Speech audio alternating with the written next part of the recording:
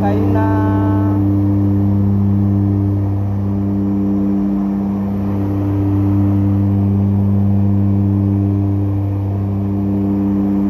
hakurya kwa Muhizi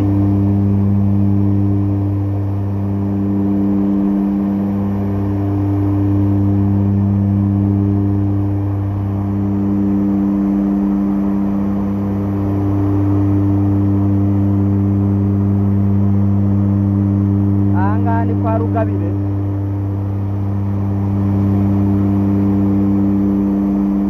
base Rurangura hariya ni mu basita hafi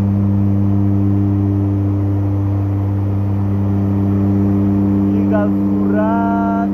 nta muntu n'umwe Kigazura kabisa yarashize ya masomo barayasenge